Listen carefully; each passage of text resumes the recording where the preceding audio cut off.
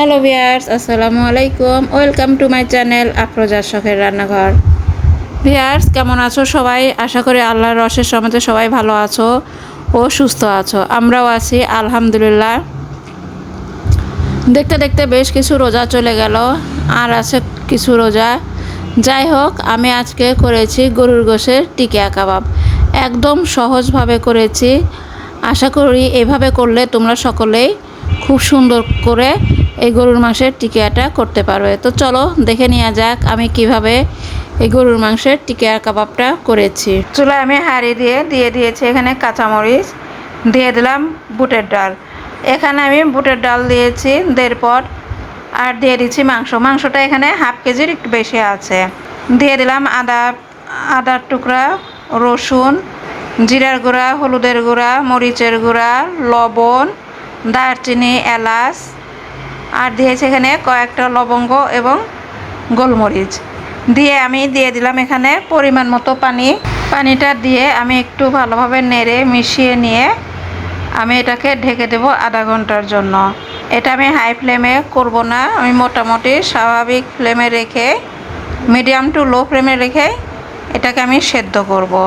Viewers, আমার বুটের ডাল এবং গরুর মাংসটা মোটামুটি সেদ্ধ হয়ে আসছে, মাংস থেকেও পানি ছেড়েছে। এখন আমি আর কিছুক্ষণ এটা জ্বালিয়ে যখন পানি একদম শুকিয়ে যাবে, শুকনো হবে, তখন আমি নামিয়ে নেব। দিয়ে দিলাম এখানে আমি গোলমরিচের গুঁড়া।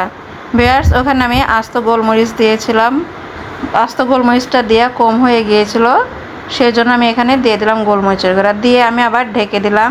বুটের ডাল এবং মাংসটা খুব সুন্দর সেদ্ধ হয়ে গিয়েছে, একদম ড্রাই হয়ে গিয়েছে দেখতে পাচ্ছ। এখন আমি এটাকে শিলপাটায় বেটে নিব। বাটা হয়ে গেছে, আমি শিলপাটায় বেটে নিয়েছি।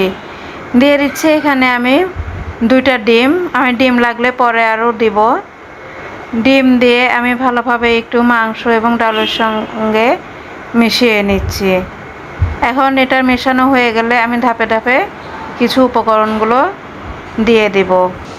এখানে দিয়ে দিচ্ছি আমি পেঁয়াজ বেরেস্তাটা দিলে টিকিয়া কাবাবটার খেতে অনেক মজার হয়, স্বাদটাও সুন্দর হয়। দিয়ে দিলাম ঘি। আমার ঘি এবং পেঁয়াজ বেরেস্তা দিয়ে ভালোভাবে মাংসটা আমি মাখিয়ে নিচ্ছি, মাংস আর বুটের ডাল। এটা আমি খুব ভালোভাবে মাখিয়ে মিশিয়ে নেব। তোমরা ভিডিওটি সম্পূর্ণ দেখবে, স্কিপ করবে না। তো তোমাদের কেমন লাগছে তোমরা অবশ্যই লাইক কমেন্ট করে জানাবে। এখানে আমি দিয়ে দেবো কিছুটা কর্নফ্লাওয়ার, এই 3-4 চামচ কর্নফ্লাওয়ার, আর দিয়ে দিলাম একটা ডিম। আমি তো প্রথমেই বলেছিলাম আমার ডিম পরে লাগলে দিব, তাই এখন আমি ডিমটা দিয়ে দিলাম। দিয়ে এই ডোটা এত সুন্দরভাবে মাখাতে হবে যাতে করে ডোটা খুব সুন্দর নরম এবং মোলায়েম হয়, ভেঙে না যায় আর বেশি ড্রাই না হয়ে যায়। এই টিকিয়া কাবাবের ডোটা যদি ড্রাই হয়ে যায় তাহলে টিকিয়া কাবাবটা ভাজতে গেলে ভেঙে যাবে বা ঝুরঝুরা হয়ে যাবে। সেই জন্য আমি এটাকে খুব সুন্দর মোলায়েম করে মাখিয়ে নেব।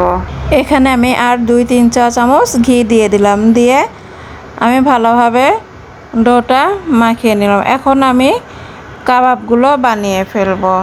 এইভাবে আমি কাবাবগুলো বানিয়ে নেব।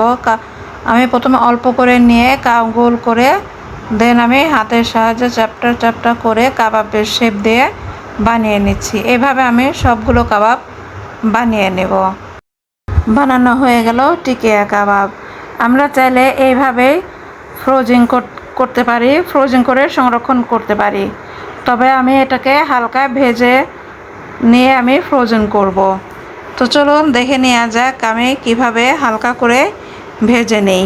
তেল গরম হয়ে গিয়েছে, এখন আমি একটা করে তেলের মধ্যে ছেড়ে দিয়ে জাস্ট এক পাশ উল্টিয়ে নেব।